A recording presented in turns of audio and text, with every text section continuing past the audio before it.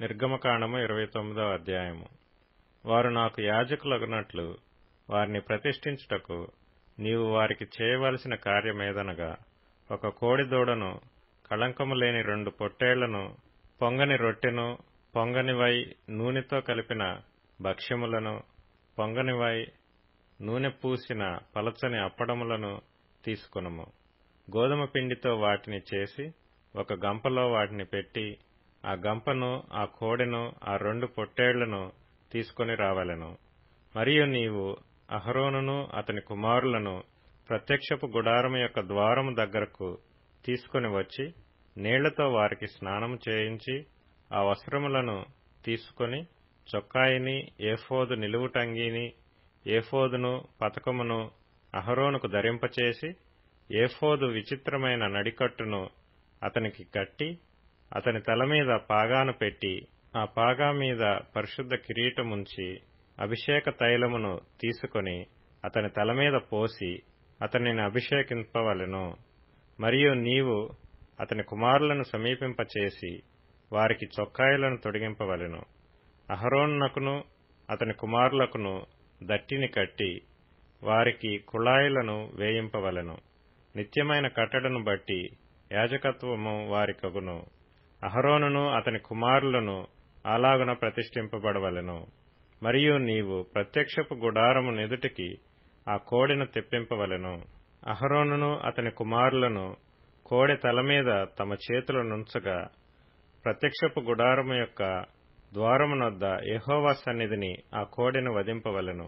ఆ కోడె రక్తములో కొంచెము తీసుకొని నీ వ్రేలితో బలిపీఠపు కొమ్ముల మీద చమిరి, ఆ రక్తశేషమంతయు బలిపీఠపు టడుగున పోయవలెను. మరియు ఆంత్రములను కప్పుకొను క్రొవ్వంతటిని, కాలేజము మీది వపను, 2 మూత్ర గ్రంథులను, వాటి మీద క్రొవ్వును నీవు తీసి బలిపీఠం మీద దహింపవలెను. ఆ కోడె మాంసమును, దాని చర్మమును, దాని పేడను పాళెమునకు వెలుపల అగ్నితో కాల్చవలెను. అది పాప పరిహారార్థమైన బలి. నీవు ఆ పొట్టేళ్లలో ఒకదాని తీసుకొనవలెను.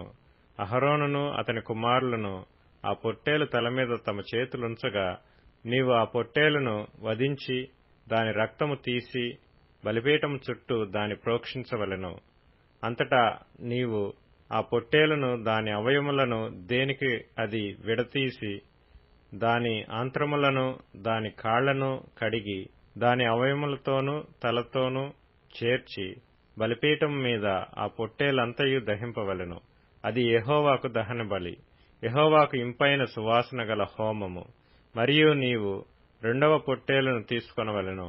అహరోనును అతని కుమారులను ఆ పొట్టేలు తల మీద తమ చేతులుంచగా, ఆ పొట్టేలును వధించి దాని రక్తంలో కొంచెం తీసి అహరోను కుడి చెవి కొన మీదను, అతని కుమారుల కుడి చెవుల కొన మీదను, వారి కుడి చేతి బొటన వ్రేళ్ల మీదను, వారి కుడికాలి బొటన వ్రేళ్ల మీదను చమిరి బలిపీఠం మీద చుట్టూ ఆ రక్తమును ప్రోక్షింపవలెను. మరియు నీవు బలిపీఠం మీదనున్న రక్తములోను అభిషేక తైలములోను కొంచెము తీసి అహరోను మీదను, అతని వస్త్రముల మీదను, అతనితోనున్న అతని కుమారుల మీదను, అతని కుమారుల వస్త్రముల మీదను ప్రోక్షింపవలెను. అప్పుడు అతడును, అతని వస్త్రములను, అతనితోనున్న అతని కుమారులను, అతని కుమారుల వస్త్రములను ప్రతిష్ఠితములగును.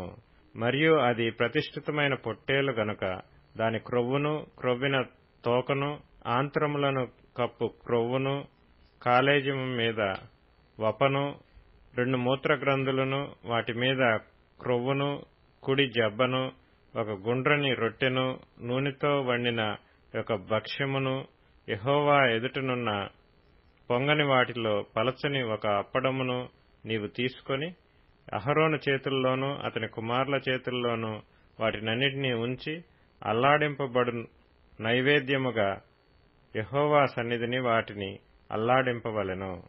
తరువాత నీవు వారి చేతుల్లో నుండి వాటిని తీసుకొని యెహోవా సన్నిధిని ఇంపైన సువాసన కలుగునట్లు దహన బలిగా వాటిని బలిపీఠం మీద దహింపవలెను. అది యెహోవాకు హోమము.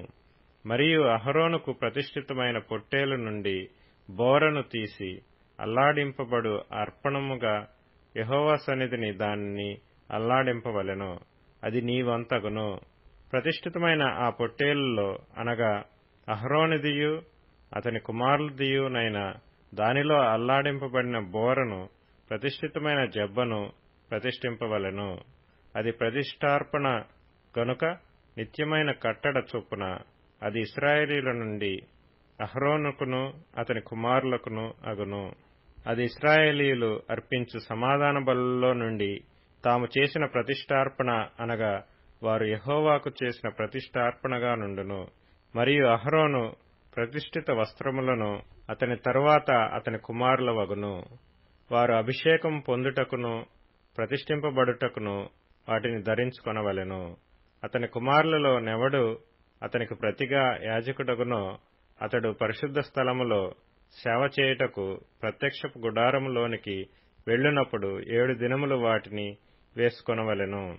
మరియు నీవు ప్రతిష్ఠితమైన పొట్టేలును తీసుకొని పరిశుద్ధ స్థలములో దాని మాంసమును వండవలెను.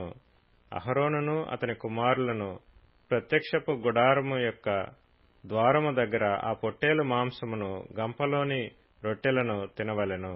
వారిని ప్రతిష్ఠ చేయుటకును వారిని పరిశుద్ధపరచుటకును వేటి వలన ప్రాయశ్చిత్తము చేయబడినో వాటిని వారు తినవలెను. అవి పరిశుద్ధమైనవి కనుక అన్యుడు వాటిని తినకూడదు. ప్రతిష్ఠితమైన మాంసములోనేమి ఆ రొట్టెలలోనేమి కొంచెమైనను ఉదయం వరకు మిగిలి ఉండిన ఎడల మిగిలినది అగ్నిచేత దహింపవలెను. అది ప్రతిష్ఠితమైనది గనుక దాని తినవలదు. నేను నీకాజ్ఞాపించిన వాటన్నిటిని బట్టి నీవు అట్లు అహరోనుకును అతని కుమారులకును చేయవలెను. 7 దినములు వారిని ప్రతిష్ఠపరచవలెను. ప్రాయశ్చిత్తము నిమిత్తము నీవు ప్రతి దినమున ఒక కోడెను పాప పరిహారార్థ బలిగా అర్పింపవలెను. బలిపీఠము నిమిత్తము ప్రాయశ్చిత్తము చేయుట వలన దానికి పాప పరిహారార్థ బలి అర్పించి దాని ప్రతిష్ఠించుటకు దానికి అభిషేకము చేయవలెను. 7 దినములు నీవు బలిపీఠము నిమిత్తము ప్రాయశ్చిత్తము చేసి దాని పరిశుద్ధపరచవలెను. ఆ బలిపీఠము అతి పరిశుద్ధముగా నుండును. ఆ బలిపీఠమునకు తగులునది అంతయు ప్రతిష్ఠితమగును. నీవు బలిపీఠం మీద నిత్యమును అర్పింపవలసినదేమనగా ఏడాదివి 2 గొర్రెపిల్లలను ప్రతి దినము ఉదయమందు 1 గొర్రెపిల్లను సాయంకాలమందు 1 గొర్రెపిల్లను అర్పింపవలెను. దంచి తీసిన 30 నూనెతో కలిపిన 10వ వంతు పిండిని పానీయార్పణముగా 30 ద్రాక్షారసమును మొదటి గొర్రెపిల్లతో అర్పింపవలెను. సాయంకాలమందు 2వ గొర్రెపిల్లను అర్పింపవలెను. అది యెహోవాకు ఇంపైన సువాసన గల హోమమగునట్లు ఉదయకాలమందలి అర్పణమును దాని పానీయార్పణమును అర్పించినట్లు దీనిని అర్పించవలెను. ఇది యెహోవా సన్నిధిని సాక్ష్యపు గుడారము యొక్క ద్వారమునొద్ద మీ తరతరములకు నిత్యముగా అర్పించు దహనబలి. నీతో మాట్లాడుటకు నేను అక్కడికి వచ్చి మిమ్మును కలుసుకొందును. అక్కడికి వచ్చి ఇశ్రాయేలీయులను కలుసుకొందును. అది నా మహిమ వలన పరిశుద్ధపరచబడును. నేను సాక్ష్యపు గుడారమును బలిపీఠమును పరిశుద్ధపరచెదను. నాకు యాజకులగునట్లు అహరోనును అతని కుమారులను పరిశుద్ధపరచెదను. నేను ఇశ్రాయేలీయుల మధ్య నివసించి వారికి దేవుడనై ఇందును. కావున నేను వారి మధ్య నివసించున్నట్లు ఐగుప్తు దేశంలో నుండి వారిని వెలుపలికి రప్పించిన తమ దేవుడైన యెహోవాను నేనే అని వారు తెలుసుకొందురు. నేను వారి దేవుడనైన యెహోవాను.